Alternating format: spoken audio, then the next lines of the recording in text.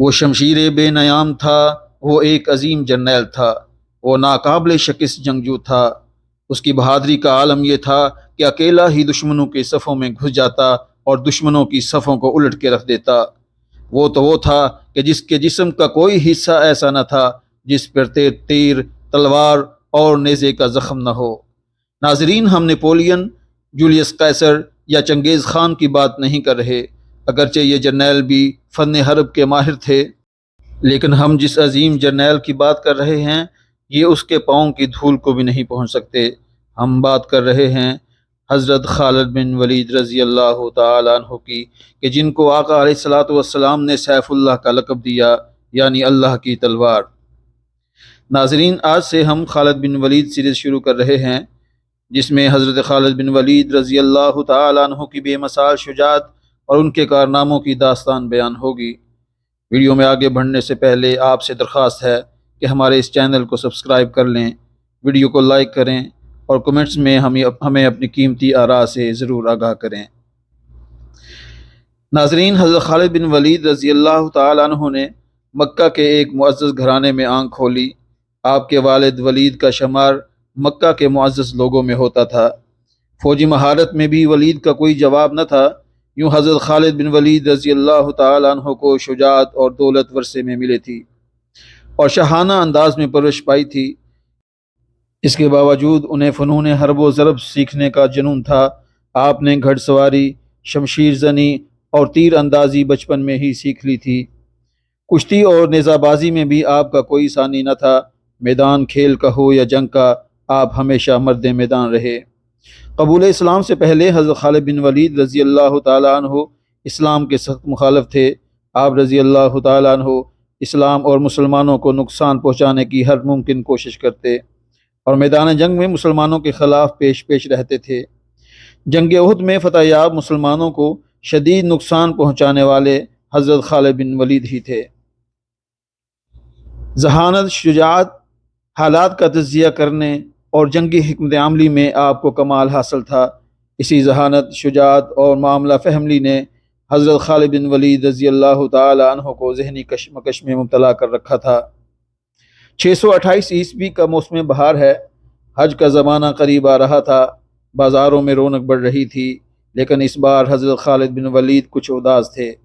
وہ شہر میں منعقد ہونے والے جسمانی اور جنگی مقابلوں سے لاتعلق تھے، جن میں وہ ہمیشہ حصہ لیتے اور مرد میدان کہلاتے تھے۔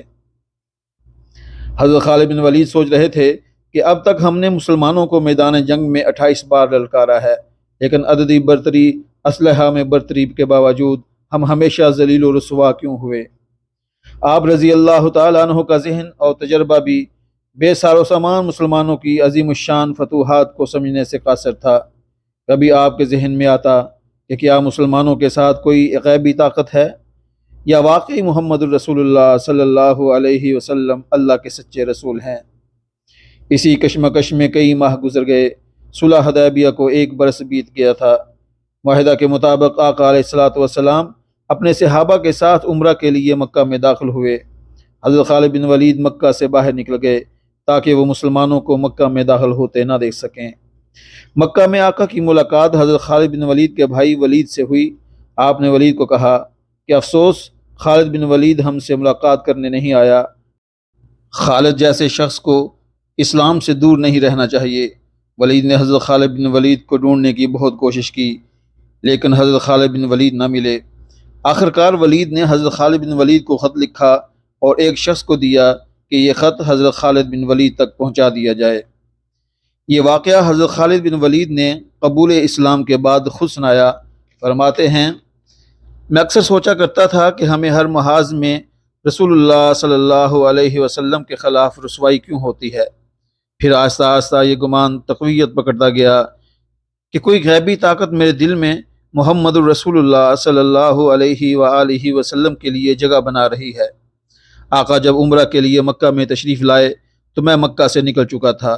تب میرے بھائی ولید نے مجھے خط لکھا اور کہا کہ مجھے تعجب ہے کہ تم اسلام سے اس قدر نفرت کیوں کرتے ہو، حالانکہ تمہارے جیسا عقل مند اور ذی شعور آدمی کبھی اسلام سے دور نہیں رہ سکتا۔ میرے بھائی، گمراہی کے اندھیرے سے نکل کر حق کی روشنی میں چلے آؤ۔ بھائی کا یہ خط پڑھ کر میرے دل کی حالت بدل گئی اور میں آقا علیہ الصلاۃ والسلام سے ملنے کو بےتاب ہو گیا۔ حضرت خالد بن ولید کو کسی پل بھی چین نہ مل رہا تھا۔ آخرکار حضرت خالد بن ولید نے اپنے دل کا حال حضرت عثمان بن طلحہ رضی اللہ تعالیٰ عنہ کو سنایا۔ حضرت عثمان بن طلحہ رضی اللہ تعالیٰ عنہ حضرت خالد بن ولید کو مدینہ لے جانے کی حامی بھر لی۔ حضرت خالد بن ولید اور حضرت عثمان بن طلحہ رضی اللہ عنہما آقا علیہ الصلاۃ والسلام کی خدمت میں حاضر ہونے کے لیے مدینہ روانہ ہو گئے۔ راستے میں ہدا کے مقام پر ان کی ملاقات حضرت عمر بن عاص سے ہوئی جو کہ حبشہ سے آ رہے تھے۔ حضرت عمر نے پوچھا، خالد کہاں جا رہے ہو؟ تو خالد بن ولید نے فرمایا کہ قبول اسلام کے لیے ارادے سے مدینہ جا رہے ہیں۔ حضرت عمر بن عاص نے بتایا کہ وہ بھی یہی ارادہ رکھتے ہیں۔ ناظرین، 31 مئی 628 عیسوی کا دن اسلامی تاریخ میں بہت اہمیت رکھتا ہے۔ اسی دن اسلام کے دو عظیم جرنیل حضرت خالد بن ولید رضی اللہ تعالیٰ عنہ اور حضرت عمر بن عاص رضی اللہ تعالیٰ عنہ قبول اسلام کے لیے مدینہ میں داخل ہوئے۔ سب سے آگے حضرت خالد بن ولید رضی اللہ تعالیٰ عنہ تھے، ان کے پیچھے حضرت عمر بن عاص رضی اللہ تعالیٰ عنہ اور آخر میں حضرت عثمان بن طلحہ رضی اللہ تعالیٰ عنہ۔ آقا علیہ الصلاۃ والسلام مدینہ میں تشریف فرما ہیں۔ آقا علیہ الصلاۃ والسلام نے جب ان کو آتے ہوئے دور سے دیکھا تو آپ کے چہرے پر پرانوار پہ مسکراہٹ آ گئی۔ آپ اس وقت تک مسکراتے رہے جب تک یہ حضرات قریب نہیں آ گئے۔ انہوں نے آ کر سلام کیا اور کلمہ پڑھ کے مسلمان ہو گئے۔ یہاں سے مسلمانوں کے سنہری دور کی شروعات ہوئیں۔ صلح حدیبیہ کے بعد آقا علیہ الصلاۃ والسلام نے دعوت و تبلیغ کا دائرہ عرب کے دور دراز علاقوں اور دیگر ممالک تک بڑھانے کا فیصلہ کیا۔ آپ نے کئی صحابہ کرام رضوان اللہ اجمعین کو اسلام کے دعوت نامے دے کر غیر مسلم بادشاہوں کی طرف روانہ فرمایا۔ اسی سلسلہ میں ایک خط حضرت حارث بن عمیر کے ہاتھ بصرہ کے عیسائی حاکم حارث بن شمر کو بھی بھجوایا گیا۔ جب حارث بن عمیر رضی اللہ تعالیٰ عنہ موتا پہنچے تو وہاں کے عیسائی حاکم شرجیل بن عمر نے حضرت حارث کو گرفتار کر لیا اور سفارتی آداب کی دھجیاں اڑاتے ہوئے آپ کو شہید کر دیا۔ حضرت حارث رضی اللہ تعالیٰ عنہ کی شہادت کی خبر جب آقا علیہ الصلاۃ والسلام تک پہنچی تو آپ بے حد دکھی ہوئے اور آپ نے حضرت زید بن حارث رضی اللہ تعالیٰ عنہ کو 3000 مجاہدین کے ساتھ حضرت حارث رضی اللہ تعالیٰ عنہ کا انتقام لینے کے لیے موتا کی طرف روانہ فرمایا۔ دوستو، یہ 8 ہجری کا واقعہ ہے۔ لشکر روانہ کرتے ہوئے آقا علیہ الصلاۃ والسلام نے ارشاد فرمایا، اگر دشمن سے لڑتے ہوئے حضرت زید شہید ہو جائیں تو لشکر اسلام حضرت جعفر بن ابی طالب کی زیر قیادت لڑے گا۔ اگر حضرت جعفر بھی شہید ہو جائیں تو لشکر کی قیادت عبداللہ بن رواحہ کریں گے، اور اگر عبداللہ بن رواحہ بھی شہید ہو جائیں تو مسلمان جسے چاہے لشکر کا سالار چن لیں۔ شرجیل بن عمر کو جب اسلامی لشکر کی آمد کی خبر سنی تو اس نے بھی زور و شور سے جنگ کی تیاری شروع کر دی۔